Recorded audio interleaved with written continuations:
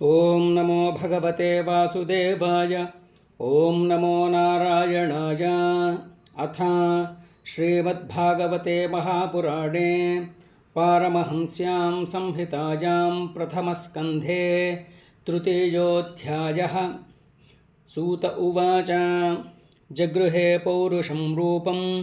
भगवान् महदादिभिः सम्भूतं षोडशकलम् आदौ लोकसिसृक्षया यस्याम्भसिशयानस्य योगनिद्रां वितन्वतः नाभिहृदाम्बुजादासीत् ब्रह्मा विश्वसृजां पतिः यस्यावयवसंस्थानैः कल्पितो लोकविस्तरः तद्वै भगवतो रूपं विशुद्धं सत्त्वमूर्जितं पश्यन्त्यदो रूपमदभ्रचक्षुषा सहस्रपादोर्भुजाननाद्भुतं सहस्रमूर्धश्रवणाक्षिनासिकं सहस्रमौल्यम्बरकुण्डलोल्लसत् एतन्नानावताराणां निधानं बीजमव्ययं यस्यां शांशेन सृज्यन्ते देवतिर्यन्नरादयः स एव प्रथमं देवः कौमारं सर्गमाश्रितः चचारदुश्चरं ब्रह्मा ब्रह्मचर्यमखण्डितं द्वितीयन्तु भवायास्य रसातलगतां महीम् उद्धरिष्यन्नुपादत्त यज्ञेशः सौकरं वपुः तृतीयमृषिसर्गञ्च देवर्षित्वमुपेत्यसः तन्त्रं सात्वतमाचष्ट नैष्कर्म्यं कर्मणां यतः तुर्ये धर्मकलासर्गे नरनारायणावृषी भूत्वात्मोपशमोपेतम् अकरोद्दुश्चरन्तपः पञ्चमः कपिलो नाम सिद्धेशः कालविप्लुतं प्रोवाचासुरये साङ्ख्यं तत्त्वग्रामविनिर्णयम् षष्ठे अत्रेरपत्यत्वं वृतः प्राप्तो न सूयया आन्वीक्षिकीमलर्काय प्रह्लादादिभ्यवूचिवान् ततः सप्तम आकूत्यां रुचेर्यज्ञोऽभ्यजायत स यामाद्यैः सुरगणैः अपात् स्वायम्भुवान्तरम् अष्टमे मेरुदेव्यान्तु नाभेर्जात उरुक्रमः दर्शयन्वर्त्मधीराणां सर्वाश्रमनमस्कृतं ऋषिभिर्याचितो भेजे नवमं पार्थिवं वपुः दुग्धे मामोषधीर्विप्राः तेनायंस उषत्तमः रूपं स जगृहे मात्स्यं चाक्षुषो दधिसंप्लवे नाव्यारोप्यमहीमय्याम् अपाद्वैवस्वतं मनुं सुरासुराणामुदधिं मथ्नतां मन्दराचलं दध्रे कमठरूपेण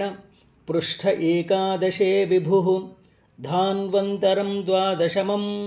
त्रयोदशममेव च अपाययत्सुरानन्यान् मोहिन्या मोहयन् स्त्रिया चतुर्दशं नारसिंहं बिभ्रद्दैत्येन्द्रमूर्जितं ददारकरजैर्वक्षसि एरकां कटक्रुध्यता पञ्चदशं वामनकं कृत्वा गादध्वरं बलेः पदत्रयं याचमानः प्रत्यादित्सुस्त्रिविष्टपम् अवतारे षोडशमे पश्यन् ब्रह्मद्रुहो नृपान् त्रिस्सप्तः कृत्वः कुपितो निःक्षत्रामकरोन्महीं ततः सप्तदशे जातः सत्यवत्यां पराशरात् चक्रे वेदतरोः शाखा दृष्ट्वा पुंसोऽल्पमेधसः नरदेवत्वमापन्नः सुरकार्यचिकीर्षया समुद्रनिग्रहादीनि चक्रे वीर्याण्यतः परम् एकोनविंशे विंशतिमे वृष्णिषु प्राप्य जन्मनि रामकृष्णाविति भुवो भगवानहरद्भरम् ततः कलौ सम्प्रवृत्ते सम्मोहाय सुरद्विषां बुद्धो नाम्ना जनसुतः कीकटेषु भविष्यति अथासौ युगसन्ध्यायां दस्युप्रायेषु राजसु जनिता विष्णुयशसो नाम्ना कल्किर्जगत्पतिः अवताराह्यसङ्ख्येया हरेः सत्त्वनिधेर्द्विजाः यथा विदासिनः कुल्याः सरसस्युः सहस्रशः ऋषयो मनवो देवा